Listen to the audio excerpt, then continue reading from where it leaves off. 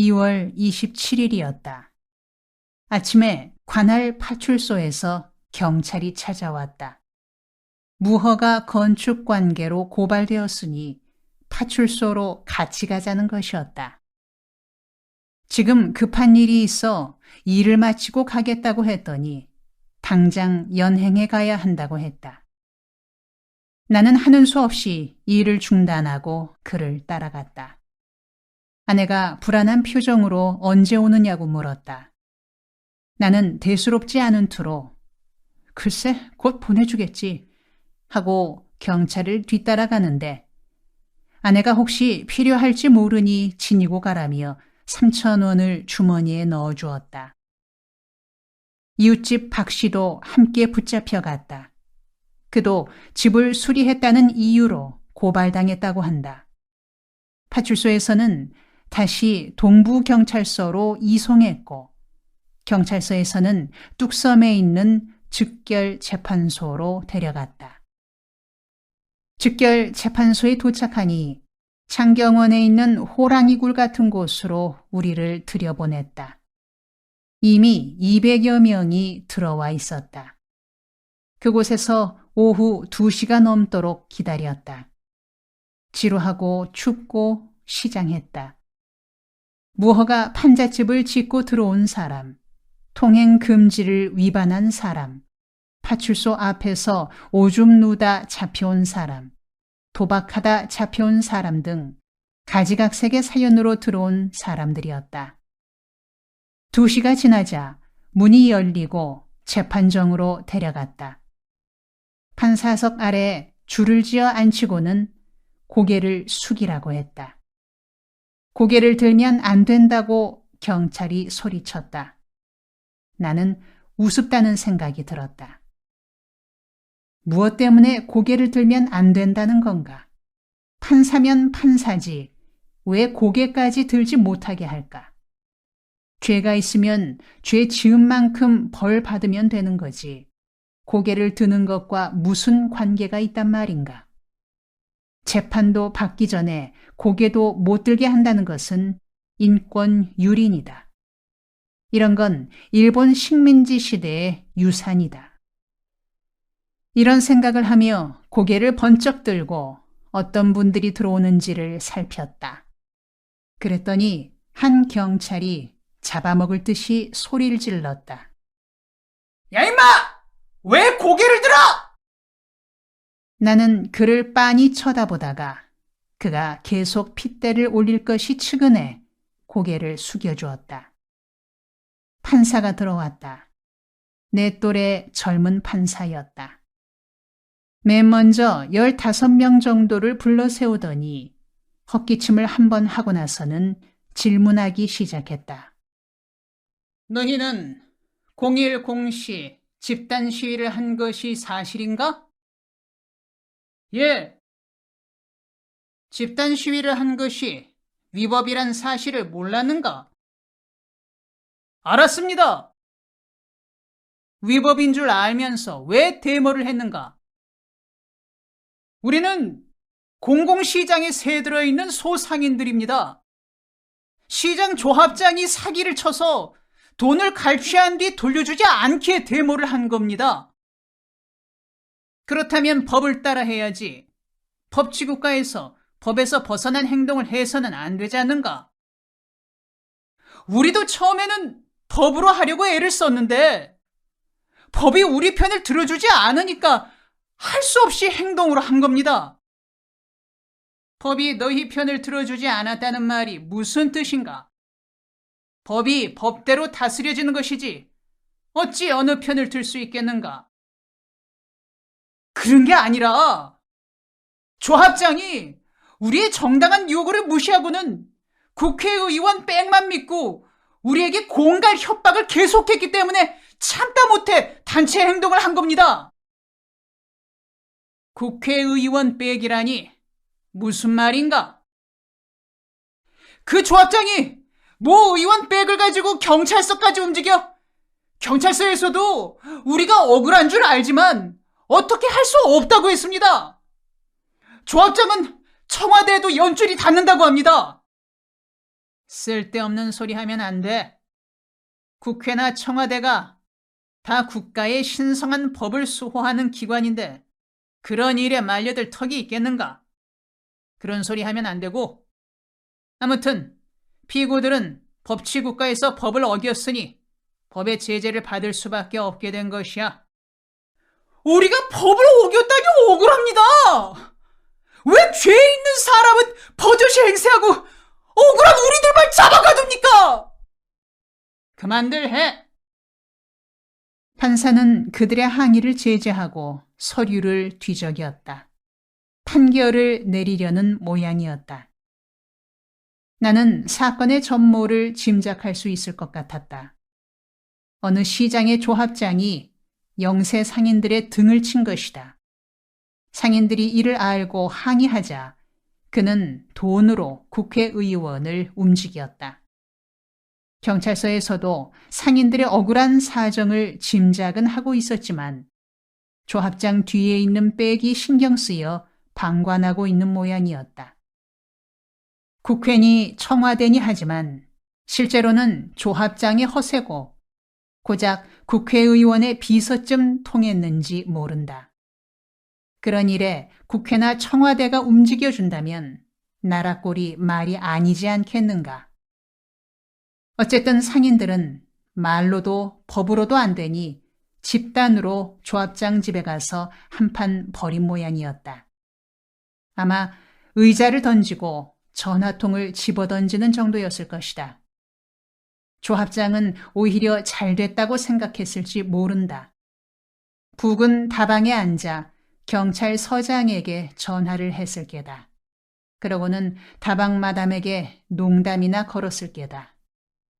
김마담, 엉덩이가 예쁜데? 이런 식으로 치근덕거렸을 게다. 서장은 사건 내용은 알지만 자리를 지키기 위해 백차를 보내 연행하여 즉결 재판소로 보낸 모양이었다.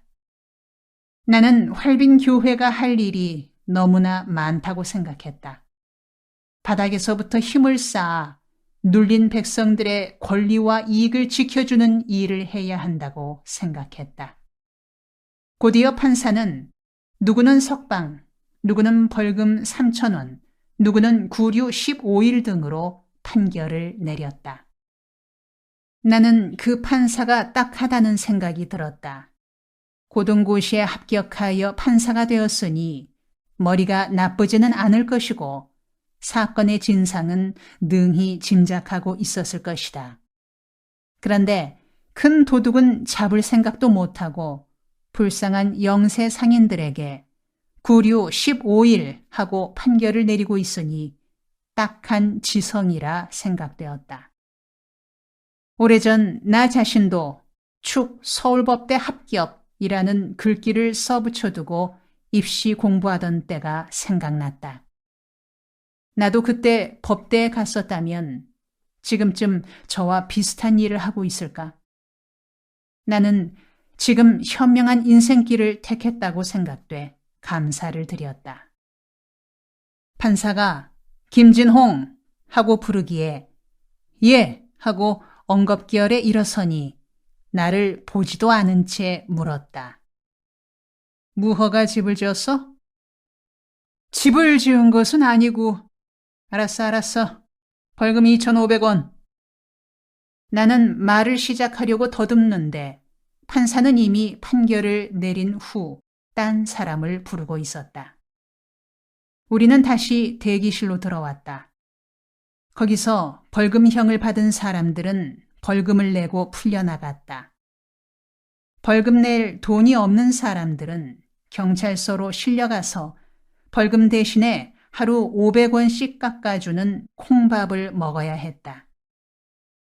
나는 집을 나올 때 아내가 넣어준 3,000원이 있으니 2,500원을 내고 집으로 가리라 생각했다. 그때 같이 갔던 박 씨가 큰일 났다고 했다. 그도 2,500원의 벌금을 받았는데 돈이 모자란다는 것이었다. 오늘 꼭 집에 들어가야 할 일이 있는데 낭패라며 울상을 지었다. 얼마가 모자라느냐고 물었더니 1,500원이 모자란다고 했다. 그에게 1,500원을 빌려주었다. 그가 전도사님은 어떻게 하느냐고 묻기에 나는 바쁜 일이 없으니 천천히 나가도 된다고 일러주었다. 그는 내가 추운 날 고생할 거라고 걱정했다. 아니, 괜찮습니다. 난자가 이런 경험도 한 번쯤은 해봐야죠. 박 씨는 자신이 가지고 있던 돈 1,000원에다 내가 준 1,500원을 합해 벌금을 낼 수 있게 되었다. 그는 나가면서 말했다. 전도사님, 고맙습니다. 내가 나가는 즉시 돈을 구해 전도사님도 나올 수 있도록 손쓰겠습니다. 박 씨와 작별하고 돌아서는데 한 청년이 우울한 얼굴을 하고 서 있었다. 그가 서울대학교 배지를 달고 있기에 물었다. 서울대 다니는가?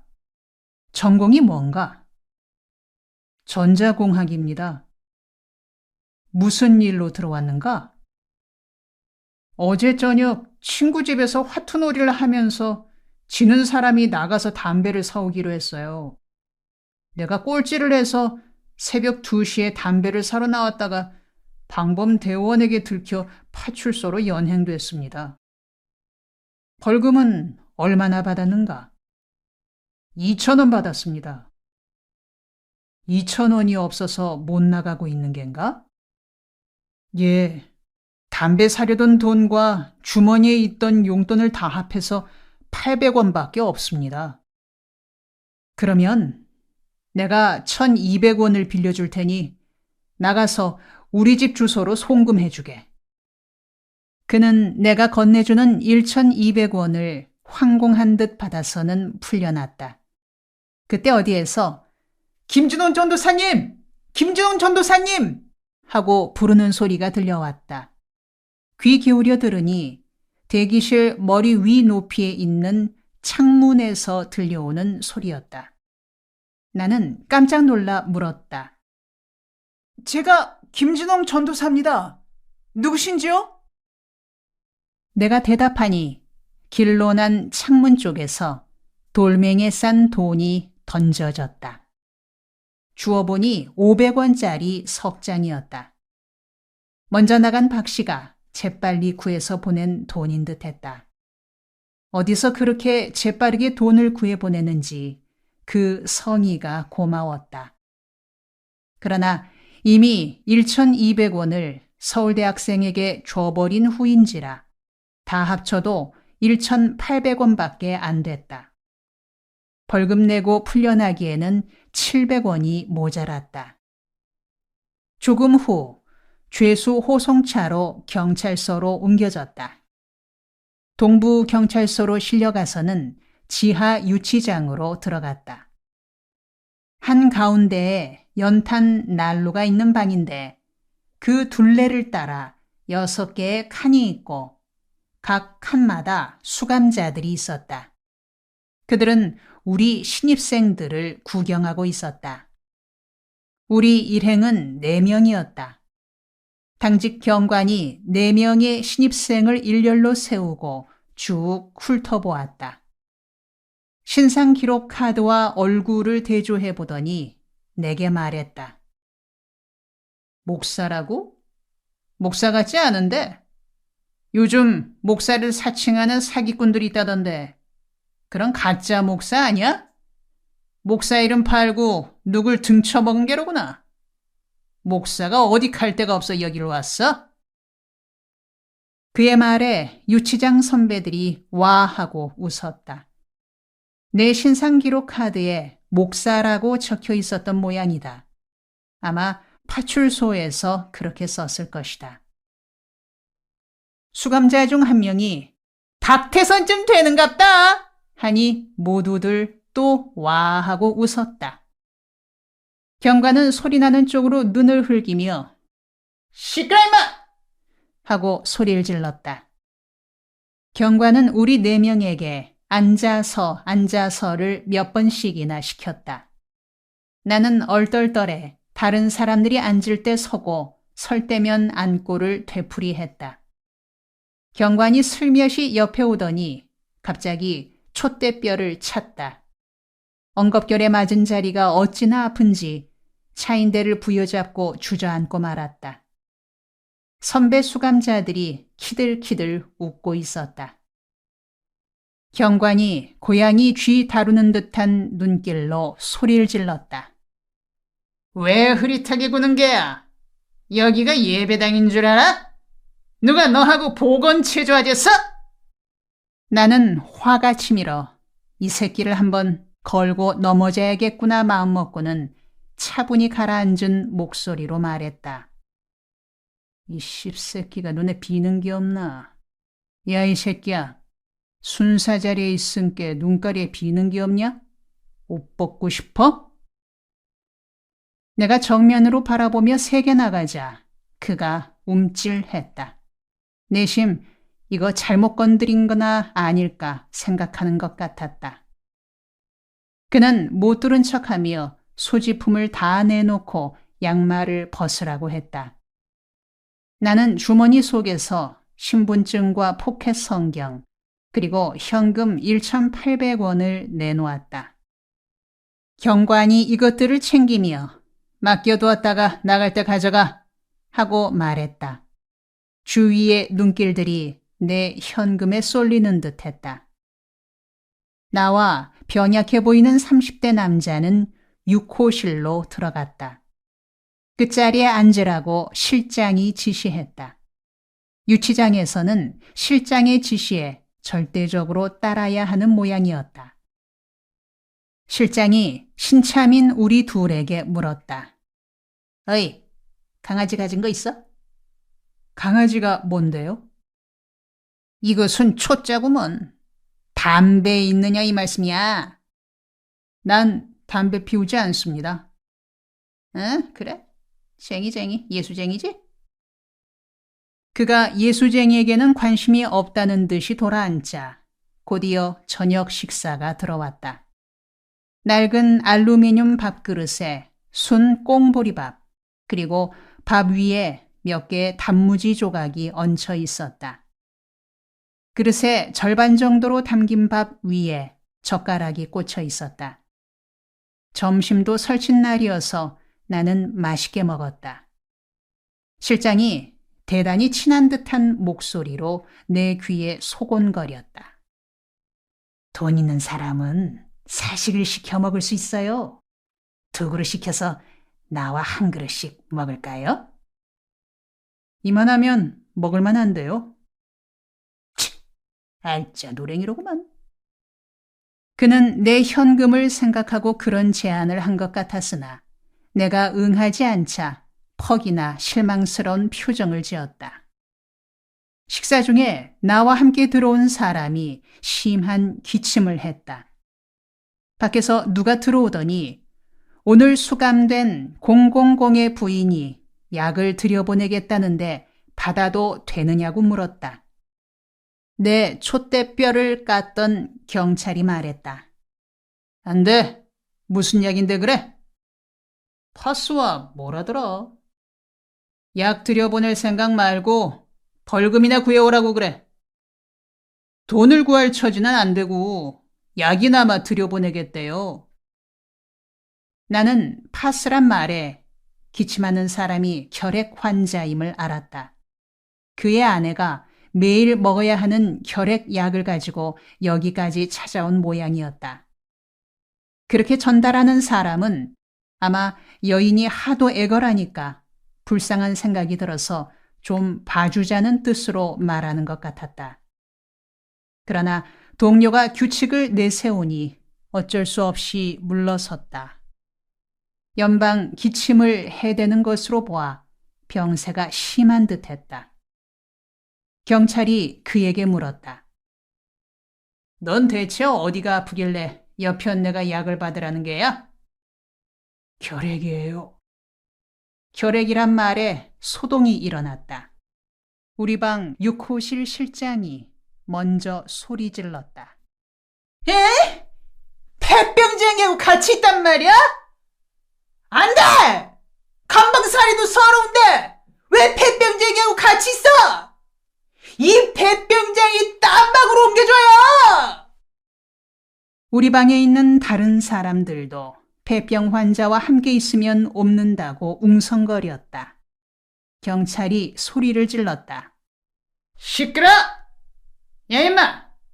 너 그럼 호텔로 가지 왜 여길 들어왔어? 너 같은 놈은 폐병쟁이하고 살아야 다시 사기치지 않을 거야. 실장은 아마 사기 사건으로 들어온 것 같았다. 경찰의 호통에 그는 시무룩해지더니 환자를 보고 악을 쓰기 시작했다. 야! 저쪽 구석에 찌그러져 있어! 송장 같은 게 여기까지 왔어? 에이씨, 뽀가자리 같은 새끼. 저래도 여편네는 끼고 자는 모양이지? 야 임마, 나같이 건장하고 잘생긴 남자도 여편네가 없는데 넌 임마 송장 같은 것이 어째서 여편네까지 있는 게야? 환자는 한 구석에 가앉더니 심하게 기침을 했다. 옆 사람이 고개를 저리 돌리고 기침을 하라고 윽박질렀다. 환자는 고개를 벽 쪽으로 돌리고 계속 기침을 해댔다. 나는 가슴이 아팠다. 환자도 딱했지만 함께 고생하는 죄수들끼리 인정 없이 대하는 것이 퍽이나 못마땅했다. 나는 모두에게 말했다. 여러분, 결핵은 본래 약을 먹을 때는 균이 나오지 않기 때문에 전염이 되지 않습니다. 저분의 아내가 약을 가져왔다는 걸 보니 약을 먹고 있는 게 틀림없습니다. 내 말에 실장이 으르렁거리듯 말했다. 이 예수쟁이야. 그럼 네가 색시처럼 안고 자라! 나는 이자가 지나치다고 생각돼 정색을 하고 한마디 했다. 당신 지나치구먼. 이 감방에 평생 살 거요? 밖에 나가 살려면 좀 조심하시오. 그는 입속으로 무어라 중얼거리며 고개를 돌려버렸다. 나는 환자에게 물었다. 결핵이 심하신 것 같은데 며칠 구류 처분을 받으셨는지요? 2,500원 벌금을 받았습니다. 무슨 죄로 받았는지요? 판잣집을 무허가로 지었다고 받았습니다. 판잣집을 손수 지었습니까? 아니에요. 3만 원에 사서 들어갔는데 계고장이 나왔습니다. 집은 헐리고 나는 경관이 가자고 하기에 따라왔더니 여기까지 오게 됐구먼요. 그는 한숨을 쉬며 몸이 이래서 이겨낼지 모르겠다고 걱정했다. 그의 병세로 볼 때 이런 추위에 마룻바닥에서 자다가는 치명적이 될 것 같았다. 지난번 동네에서 박씨 부인이 결핵이 호전돼 가다가 경찰서 유치장에서 하루 저녁 지내고 온 후 다시 일어나지 못했던 일이 생각났다. 이 환자를 집으로 보내줘야겠다고 생각한 나는 예수님께 도움을 구했다. 예수님, 이분은 집으로 가야 할 사람입니다. 내게 1,800원이 있지 않습니까? 700원만 더 있으면 이 사람을 내보낼 수 있습니다. 700원을 구할 수 있도록 도와주십시오. 나는 정성껏 기도했다. 기도를 마친 후 심호흡을 한번 하고는 당직 경찰을 불렀다. 나는 경찰에게 말했다. 이 사람은 결핵이 심한 환자인데 내가 보기에는 이 추위를 이길 수 없을 것 같습니다. 집으로 보내줄 수 없을까요? 벌금만 낸다면 언제든지 나갈 수 있지. 이분 벌금이 2,500원이라는데요. 제가 맡겨둔 돈이 1,800원입니다. 700원 모자라는데 어떻게 안 될까요? 한 푼이라도 모자라면 안 되는 게 규정이야. 사정이 딱하긴 하지만 규정을 어기고 봐줄 수는 없지. 이런 대화가 오가는 사이 실장이 내 옆구리를 쿡 찌르며 그럴 필요 없으니 만두나 사서 다 같이 나눠 먹자고 했다. 나는 아무 말 없이 듣고만 있었다. 조금 후 풍채가 좋은 사람이 들어왔다. 당직 경찰이 일어서서 부동 자세로 경례를 붙였다. 과장쯤 되는 사람 같았다. 어쩌면 그의 재량으로 모자라는 돈을 해결할 수 있을지 모르겠다는 생각이 들었다. 나는 그에게 한번 청해보기로 마음먹고 경관을 불렀다. 경관님, 이 환자를 집에 보낼 수 있도록 과장님께 부탁해 주십시오. 아무래도 여기 두어선 안 되겠습니다. 경관은 난처한 듯 머뭇거리었다.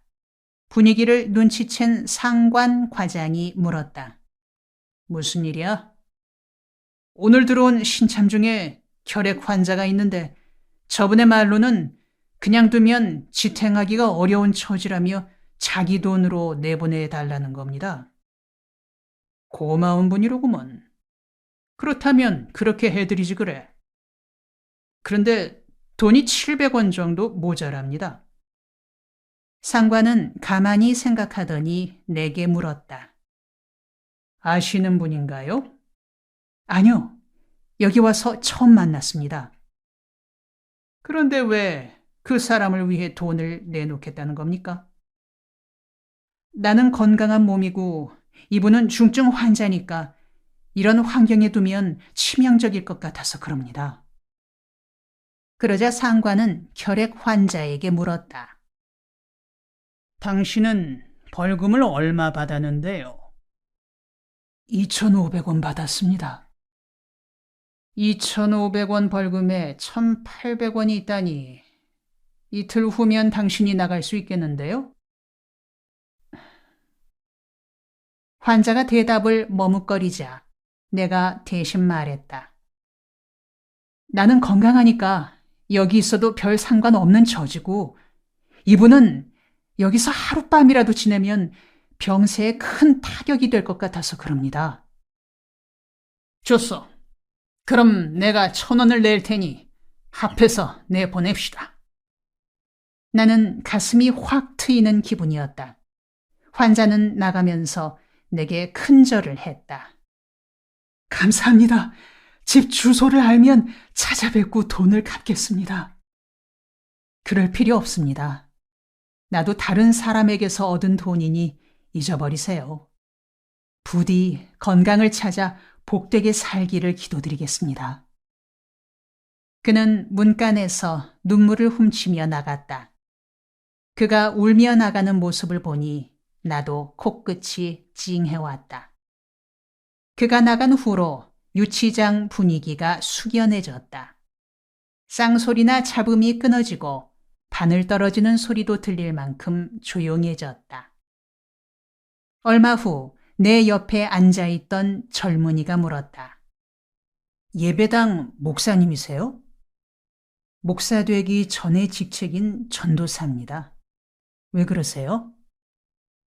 저도 이제 예배당에 나가고 싶어져서 그럽니다.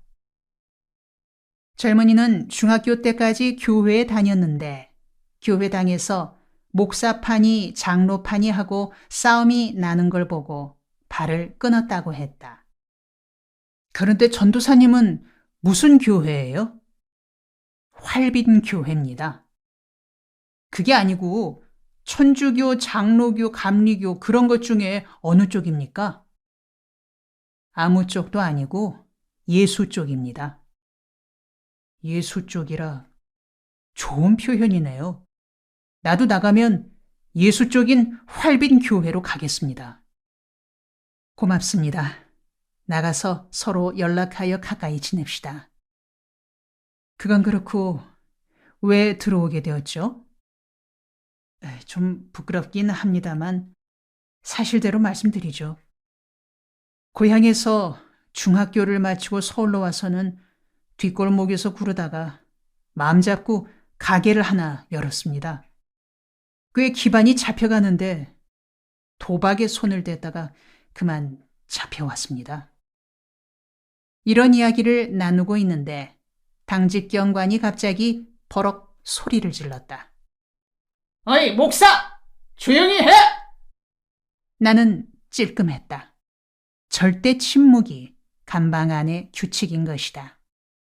그런데 그때 옆방 5호실에서 누군가가 경찰관에게 항의를 했다. 야, 너무하다. 목사가 뭐야? 목사님이지. 여러분, 그렇잖아요. 우리 같은 잡범대 하듯이 목사 그렇게 불러서야 되겠어요? 이런 말이 들리자 우리 6호실 실장이 말을 받았다. 그래! 목사님을 막 까고 너무했다! 너무했어! 그렇게 떠들어대니 유치장 안이 웅성거리기 시작했다. 경관은 분위기가 심상치 않은 걸 느끼고는 일어서서 서성거리며 소리를 질렀다. 조용히들 해요, 조용히! 한결 부드러워진 목소리로 말하고는 담배를 피워 물더니 각 방을 살피고 다녔다. 우리 방 앞까지 오자 실장이 말했다. 담배 한 모금만 합시다. 자식, 뻔치는 좋아서. 그래, 오늘은 특별히 한번 봐주겠어. 경관이 각 방에 담배 한 개비씩을 돌렸다. 모두들 희색이 돌며 좋아들 했다. 한 사람이 한 모금씩 빨고는 연기까지 삼켰다. 나에게도 한 모금 하겠느냐기에 고개를 저어 사양했다. 각 방에서 담배 피우기가 끝나가자 경관이 말했다. 자, 이제 취침들 해요. 마룻바닥에 담요 한 장을 깔고 누우니 추위가 뼛속 깊이 스며들었다. 마룻바닥에 직접 닿는 허리깨로 송곳으로 쑤시는 듯한 추위가 스며들었다. 나는 이를 악물고 잠들기를 기다렸다. 그런 경황에도 이미 잠들어 코를 고는 사람도 있었다. 막 잠이 들려던 참에 철문 여는 소리가 들리고 뭐라고 주고받는 말소리가 들리더니 나를 불렀다. 김준홍 목사님, 나오십시오. 집에서 모시러 왔습니다. 당직 경관이 마치 딴 사람이라도 된 듯이 공손히 말했다. 예? 나가다뇨? 갑자기 나가다뇨? 졸지에 나가려니 유치장 안에 남아있는 동기생들에게 퍽 미안스러웠다. 나 혼자 나가는 것이 마치 무슨 죄라도 짓는 듯했다. 동료들을 깨우지 않으려고 고양이 걸음으로 살금살금 나오려는데 뜻대로 되지 않았다. 실장이 일어나 목사님 축하합니다 하고 말했다.